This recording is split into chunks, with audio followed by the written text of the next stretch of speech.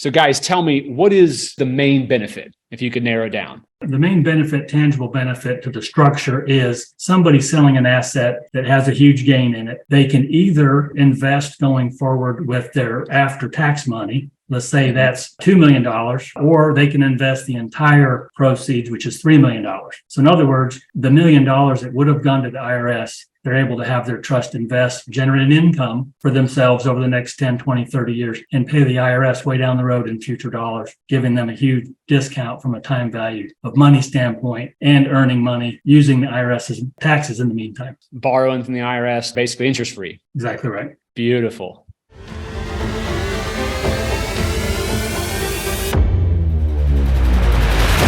Hey guys, in this video, I really wanted to put together some information on deferred sales trusts. So I've had several folks reach out to me over the last few weeks to do a video on this. There's a lot of misconceptions, a lot of things not known. A lot of folks think they know what it is, but oftentimes there's the devil's in the details. And so when I looked at my Rolodex, old school term on who to contact, Mike McCoy and I have been connected on LinkedIn and connected on a few things a million times. And Mike connected me with Quinn and Todd. I'm very fortunate to have these guys on here. They've been doing this for a long time. They're experts at the game. And so I wanted to welcome them on here. We're going to dive deep on this and hopefully you guys will be educated at the end. Quinn, Todd, Mike, welcome. If you'll just kind of give me a quick snippet on each of you, how long you've been doing this, and then we'll jump right into it. Quinn, you go first. Thanks, Beau. Name is Quinn Ellis. I'm a trustee for the Deferred Sales Trust with the estate planning team. It's myself and my father who are co-trustees. Been a fiduciary in the financial services for over 12 years now.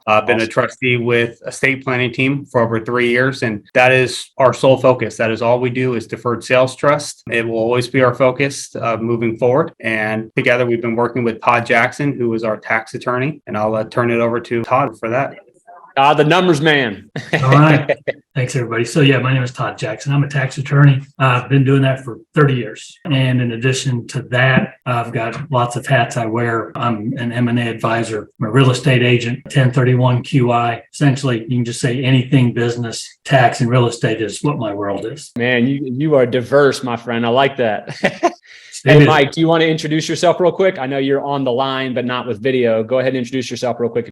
Sure. I've been working with David and Quinn. I've been with David for 22 years. I'm a consultant with Engineered Capital Gain Solutions. So I basically talk with clients or even commercial real estate brokers, business brokers, and just help them get connected with Todd and Quinn. That's basically what I do. Thanks, man.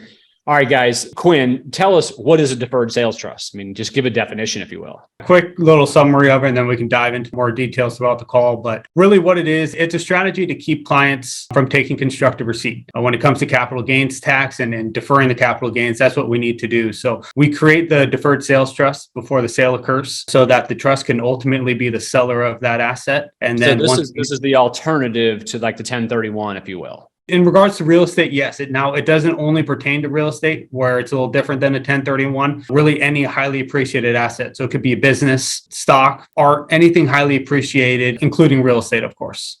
I didn't know that. Why would someone choose to do this versus a 1031? And then there's another one that it's also what's called like a Delaware, statutory trust. Yeah, exactly right. There's a couple of them. So tell what the differences are between the three. Todd, feel free to jump in here as well, but it just offers a little bit more flexibility. A lot of people, the majority of the time that we see deferred sales trust over, let's say a 1031 is clients who are jammed into making a decision, in the 45 days to identify or 180 to close. The deferred sales trust doesn't operate under the same tax code, so we don't have those same restraints. So it gives the clients more flexibility, more time. There's just some advantages that the deferred sales trust offers over the 1031. Again, going back into real estate, it doesn't have to be like to like. So if they want to retire, they don't want to manage real estate anymore, it gives them a way out of that. They can, invest with their financial professional to provide income outside of real estate. Just gives them some more options. Let's say that someone's selling an apartment complex, because mostly what I do is multifamily. A lot of the folks who will be watching this are multifamily investors in addition to some other commercial real estate. Let's say they get past the due diligence phase when they're selling their property, right? So their buyer's hard. They're now starting to think about, okay, this looks like it's going to happen. My buyer is $500,000 hard. I need to start thinking about a 1031 exchange. They get down to closing time. Now they've closed. Now they're 15, 20 days into their 45-day indemnification period. Oh crap, this isn't looking like it's going to happen. Especially like right now at the end of 2022, there's hardly any assets for sale. So is that too late to start talking to you guys, or that's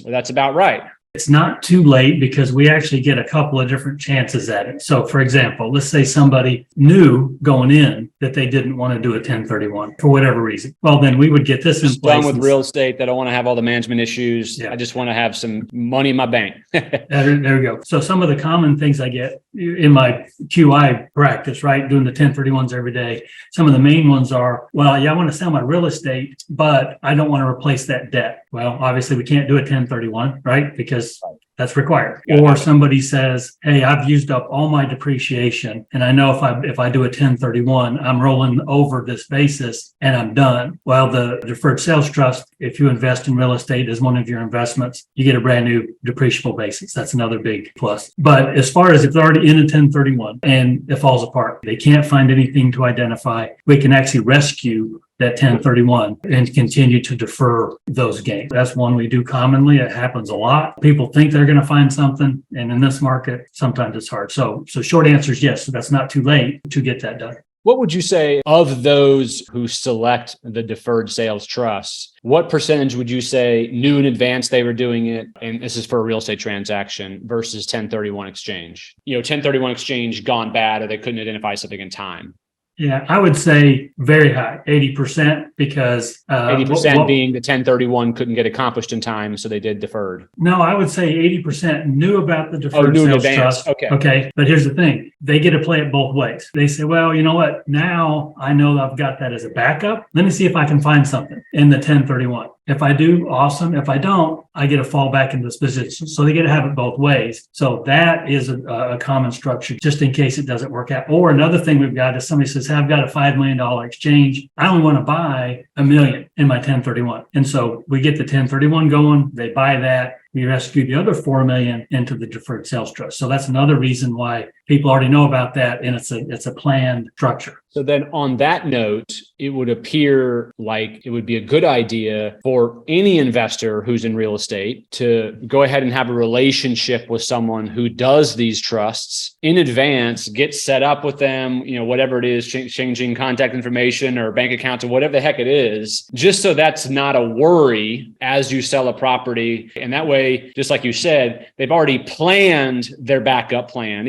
Even your focus could still be at 1031, but you've already planned ahead. This thing's set up. Quinn and Todd and Mike have got my back on this. Now I can concentrate on 1031. If it doesn't work out, boom, I still got the trust. When we usually like to get involved is when somebody gets a contract for something that they're selling. That's when we like to start the conversation, because there could be parts of that contract that we need to put a certain way to leave us maximum flexibility. Sometimes if we get involved in a deal, contract is done, we're already moved that way. There may be a couple of things that we've got to try to rework that are easier to do on the front end. So just as far as timing goes, it's always better if we get involved right when they're thinking about taking a contract. So then let's talk about the mechanics. Closing occurs. How is the money brought to you? What's done with it? I've heard about percentages that need to stay in the account and stuff like that. Yes. If we're just doing the Deferred Sales Trust, whether it's real estate being sold or a business or anything else, similar to the 1031, as far as timing, it has to be in place before the sale. Like Quinn alluded to, if somebody calls us and says, hey, I want to do this, and we say, when are you closing? And they say, we closed yesterday, there's not anything we can do. So it has to be ahead of time. So we'll get it set up. And depending on the structure of the ownership, we're going to get to the same place, which is a deferral of their capital gains. But how we get there could be 100 different things, depending on if it's owned individually. Is it owned in an LLC that's taxed as a partnership? Is it in an actual partnership or a limited partnership? There's lots of different ways. Same goal, same end result, but how we get there changes quite a bit. But the main purpose of that is that the funds come out to the seller, and the seller being the trust at that point, which means that the original seller doesn't receive the funds. That's kind of the idea. The minute they get it, it's taxable, game over, nothing we can do. So instead of going to them, it comes to their trust, and that's what creates the deferral and sets the stage for how the thing plays out going forward. So that's why we get it in place ahead of time, so we can structure not only the structure itself, but the path of the funds. So once it's in the trust, what can it invest in? There's not too many restrictions. Some of the more common investments are going to be stocks, bonds, other securities, annuities, treasuries, real estate. One of the opportunities that they have is other business ventures so if they have some business that they want to invest into, as long as that there is a investable interest for the trust, generally we can make it happen. So why wouldn't everyone do a deferred sales trust if you can also not only buy real estate, but many other avenues? So one of the more common ones that I see, and Todd, I'm sure you see it a little bit more than myself. If you have a client that has a like-to-like property that they can close on in a specific period of time and something that they are in love with, the 1031 would probably be a little bit better fit in that case because of the slight restriction of the DST is some of these investments, let's call it outside network, whether it's going into real estate or going into other business ventures, they have access to 80% of the funds in the trust to go towards those investments. Other 20% have to be held in some sort of income paying stocks, treasuries to uphold this promissory note to pay out that income.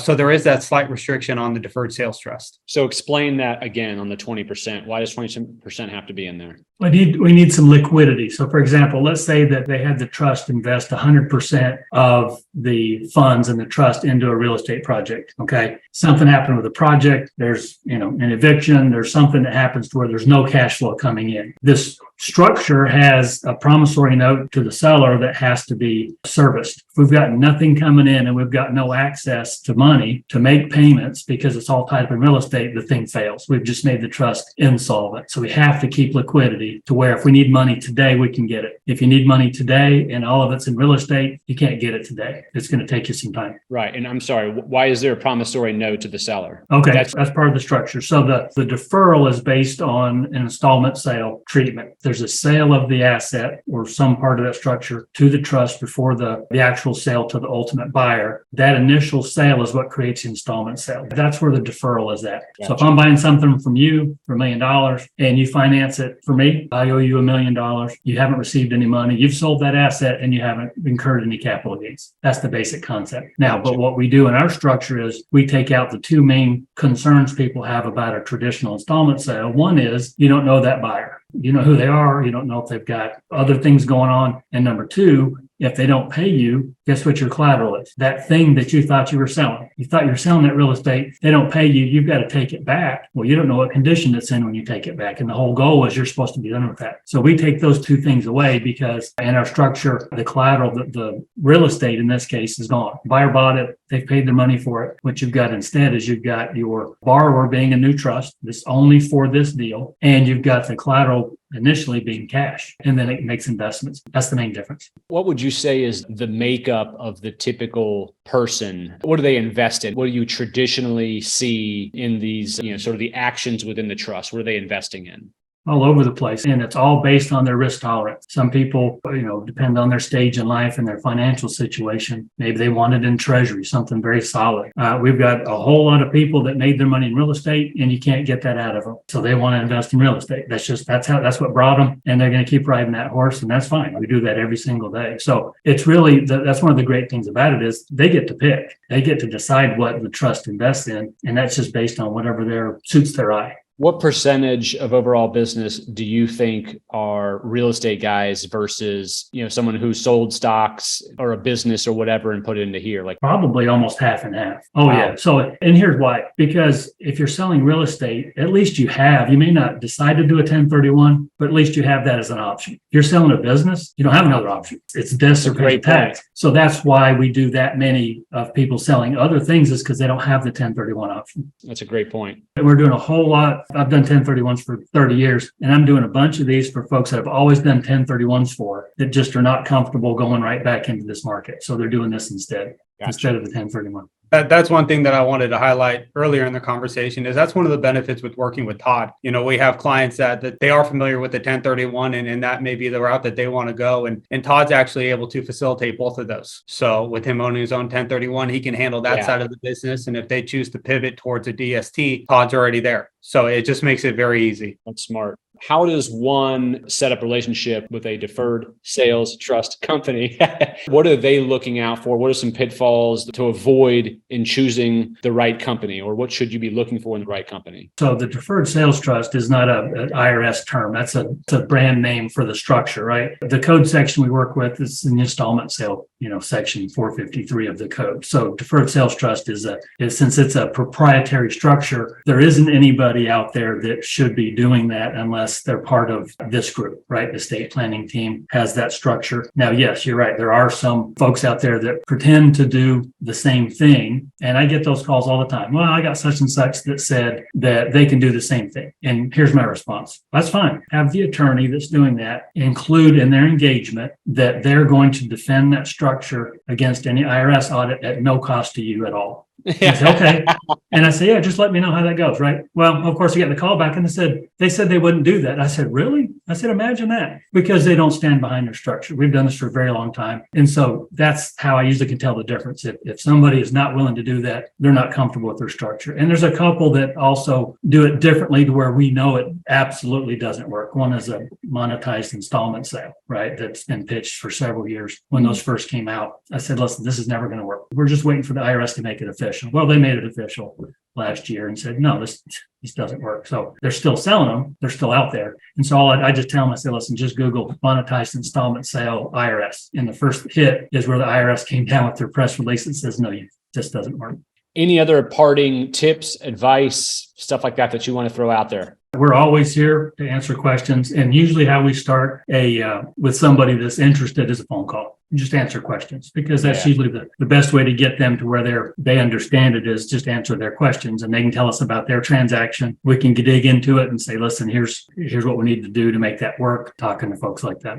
Well, speaking of, if you would each tell us how folks could reach you that are watching this video, and I'll put it down towards the bottom and the description of the video. The best way is our website. It's ECGSinc.com. It's the best way. You can go onto our website. You can schedule calls with myself. You can put in your contact information for our team to reach out to at any point in time. And then ultimately, that first call is just going to be a discovery call. We want to make sure that you understand the deferred sales trust, and that ultimately it's going to be a good fit for you. And then we'll schedule in the next step with Todd Jackson's office. And then we'll go into more specific details on their situation and see if it's something that they want to move forward on. Todd, how about you, man? And just email me. It's just Todd, TODD @ToddJacksonLaw.com. Appreciate that. Hey, Mike, what about you, man? Just what Quinn said. That's what I would recommend. Just go to our website and just fill out the information. Real quick, someone that wants the more old school talk on the phone, not go to the website. My cell phone is directed to anyone that has any questions, clients, brokers, CPAs, and that's 805-551-7949. Super helpful. And guys, I appreciate you making the time to do this. It certainly gave me a couple pieces of information that I didn't know about, and I've been doing it for 20 something years. So you know this will be fruitful for others watching this. Thanks for y'all's time.